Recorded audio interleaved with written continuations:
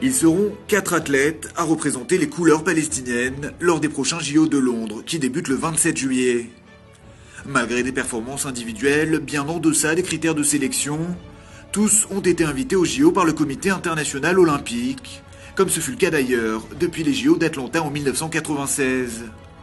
D'ici là, en plus d'Israël où ils ont été autorisés à se rendre pour s'entraîner, les athlètes palestiniens effectueront un séjour en Espagne pour une ultime préparation avant les JO. À leur retour, avec ou sans médaille, une piscine olympique flambant neuve les attendra dans la ville de Jéricho, en Cisjordanie. Iraniens, nous ne vous attaquerons jamais, nous vous aimons.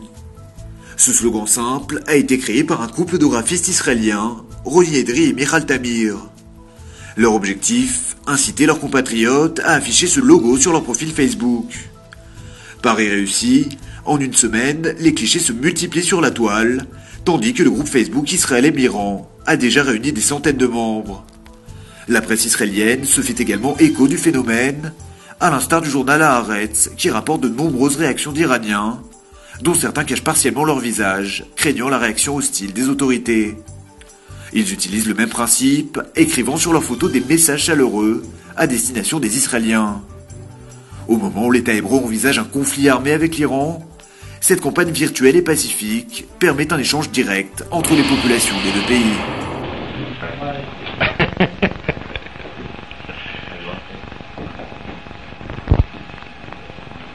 We have gathered here in Princeton to serve the cause of the Hebrew University. Pour la première fois, l'ensemble des archives du physicien Albert Einstein vont être numérisées.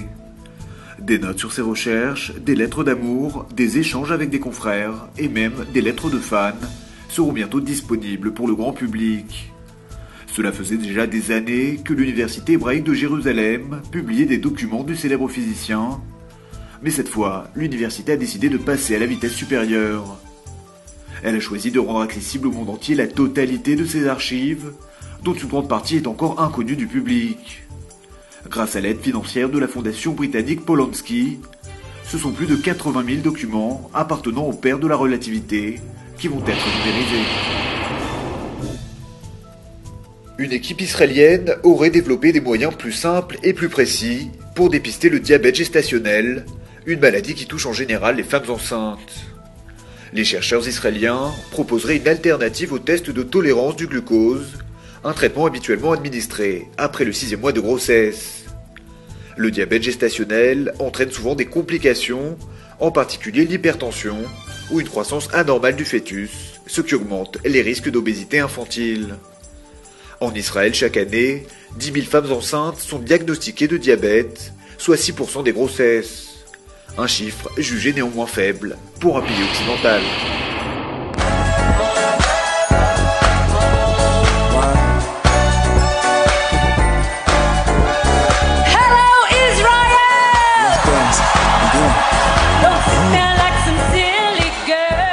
Et de deux, la star de la pop américaine Madonna a ajouté une seconde date de concert en Israël. Alors que les billets pour son show du 29 mai prochain ont été écoulés en quelques heures, la chanteuse a décidé de faire durer le plaisir. Le grand stade Ramat Gan, en banlieue de Tel Aviv, s'apprête donc à vivre 2 soirées exceptionnelles. Des spectacles passés sous le signe de la paix, puisque Madonna entend convier plusieurs organisations pacifiques. Son souhait, dit-elle, est de profiter de cet événement pour rapprocher les peuples et encourager la paix au Moyen-Orient. Pour les fans de la chanteuse, rendez-vous est donné dans 2 mois.